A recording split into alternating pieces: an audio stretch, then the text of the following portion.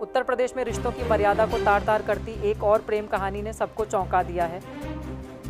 अलीगढ़ में सास के दामाद संग फरार होने की घटना अभी ठंडी भी नहीं हुई थी कि अब बदायूं जिले से एक चौंकाने वाला मामला सामने आया है। यहाँ 4 बच्चों की मां अपने समधी के साथ फरार हो गई हैं। ये पूरा मामला दातागंज थाना क्षेत्र के एक गांव का है। सुनिए परिजन क्या कहते हैं। दिल्ली टू काठमांडू गाड़ी चलाता हूँ। मुझे हो गए 2 साल चलाते हुए। मुझे पता नहीं मेरे घर में क्या होता है, क्या नहीं होता है। मेरी मैडम फ़ोन करती है, मैं पैसे डालता रहता था। मैंने कभी ये नहीं पूछा कितने पैसे खर्च हो रहे हैं, कितने नहीं है। ट्रक ड्राइवर की इनकम है कम से कम 40,000 रुपए महीने की, ठीक है? उसके बाद में मेरी पीठ पीछे क्या चल रहा है, क्या नहीं चल रहा है, इसके बारे में जानकारी नहीं है। जब जानकारी पड़ी, मैंने कहा मैं घर आके बताऊँगा, ठीक है? इससे पहले 3 बार मैं हंगामा कर चुका हूँ, 3 बार भाग चुकी है अपने समधी के साथ में। इससे पहले भी भाग चुके हैं? इससे पहले भी। मैंने फिर भी इसे रख लिया घर में। मैंने अब चलो अगली बार सुधर जाएगी, तो नहीं सुधरी। तीसरी बार ये हुआ 11 तारीख की रात में 11 बजे जिस दिन आंधी और पानी आया था, मैं लखनऊ था, गाड़ी लेके आ रहा था। उसे पता लग गया ये आ रहा है कलेश हो घर में। समधी को फ़ोन किया, 700 रुपये वहाँ से गाड़ी करके आया। गाड़ी वाले का नंबर है, गाड़ी वाला खुद बयान करेगा। तो वहाँ से उन्होंने कहा था मेरी समधी की तबीयत खराब है और जल्दी चलो उसे लेके आना समधी, ठीक है? और मैं फ़ोन करता हूँ जहाँ ये वो बता रहे हैं कि उनकी बहन भाभी भैया घर पे हैं, वहाँ है नहीं। उनके भाई भैया मना कर रहे हैं कि हमारे घर से चली गई और वो लोग यही कह रहे हैं भाई भैया घर पे हैं। और इतना मैं जानकारी सुबह भी करके आया हूँ।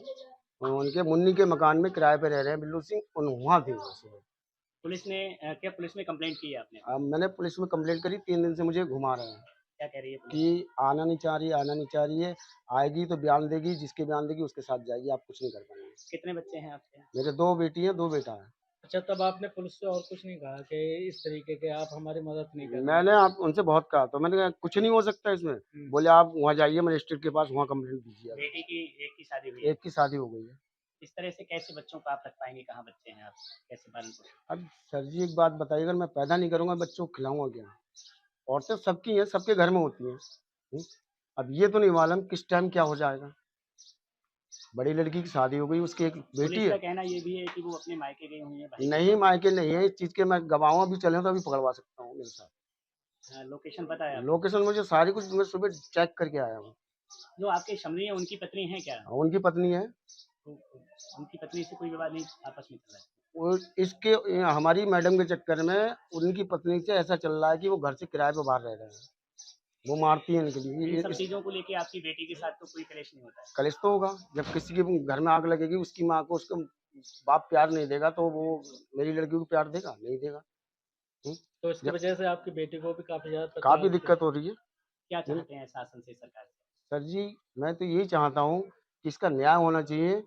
क्या इनसे हमारा संबंध था पहले चाचा रिश्ते का, जैसे उन्होंने हमें पहले से पाला था। उन्होंने उनके यहाँ हम आते थे, जाते थे। इनकी बीवी का हमने रवैया खराब देखा, मैंने आना-जाना बंद कर दिया भाई। ये जो है इनके समधी जो लेके जाते, लिवा के लेके जाते रात के 12-12, 1-1 बजे। इसने जो परेशान कर दिया, एक बार उसने फांसी खाने को भी लिया, तो पत्नी उसे को लेके फांसी खानी चाहिए? हाँ, पत्नी को लेके फांसी खाने थी, ऊपर खा ली थी, तो उसे उतार लिया लोगों मोहल्ले वालों ने। वो बेचारा इतना सीधा इंसान है, उसके लिए परेशान करा इनके समधी। समधी का क्या क्या रोल रहता है? समधी उनको उनकी औरत को जो है कॉन्टैक्ट रखता है, और क्या बताऊँ तुम्हारे लिए, यही समझ लो आप।